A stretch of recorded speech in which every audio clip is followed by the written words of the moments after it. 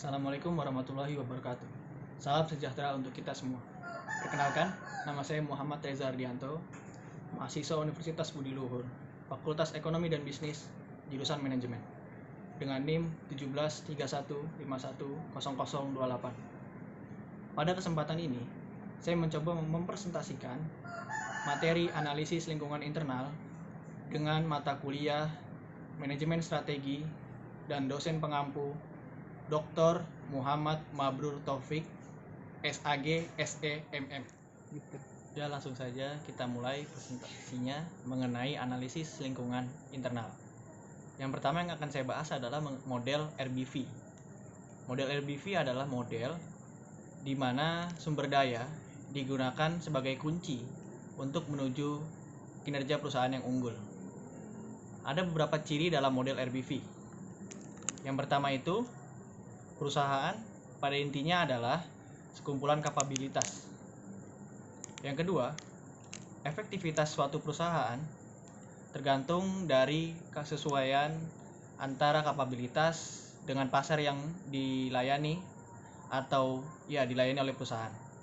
Yang ketiga, pertumbuhan suatu perusahaan dibatasi oleh kapabilitas yang dimilikinya.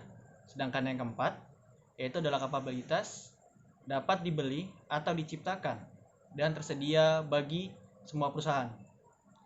Namun ada juga kapabilitas yang tidak bisa dibeli dan relatif sulit ditiru.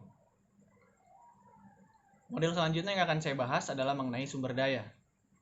Ada 3 hal atau 3 aspek dalam sumber daya perusahaan.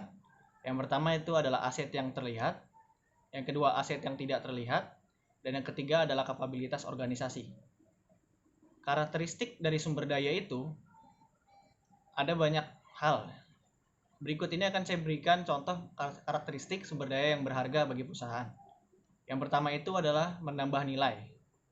Yang kedua itu langka. Yang ketiga itu sukar ditiru. Sedangkan yang keempat itu adalah kemampuan dalam memanfaatkan.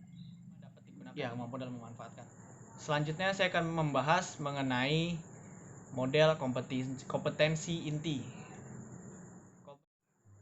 Kompetensi inti memiliki potensi untuk menjadi kekakuan inti. Kekakuan inti adalah bentuk lampau kompetensi inti yang menebarkan benih kelambanan, inersia organisasi, strategi miopia, dan menghalangi perusahaan merespon perubahan lingkungan eksternal secara layak. Ada beberapa kondisi yang menyebabkan keputusan manajerial tentang sumber daya, kapabilitas, dan kompetensi inti. Yang pertama itu ketidakpastian. Yang kedua adalah kompleksitas. Yang ketiga adalah konflik interorganisasi. Selanjutnya saya akan membahas mengenai analisis rantai nilai. Ada beberapa aktivitas utama dalam model ini. Yang pertama itu adalah logistik inbound. Yang kedua itu adalah operasi. Yang ketiga itu adalah logistik outbound.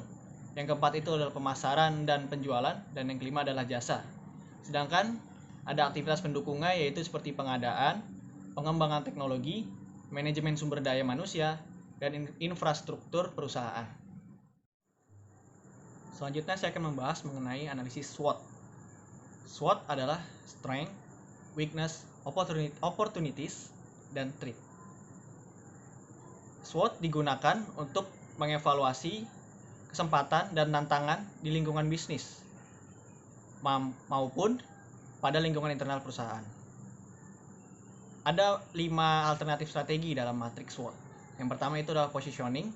Yang kedua dinilai menggunakan hasil identifikasi SWOT. Yang ketiga itu pemberian skor untuk setiap aspek internal maupun eksternal. Yang keempat adalah skor total. Dan yang kelima adalah grafik positioning. Selanjutnya saya akan membahas mengenai keterbatasan analisis SWOT.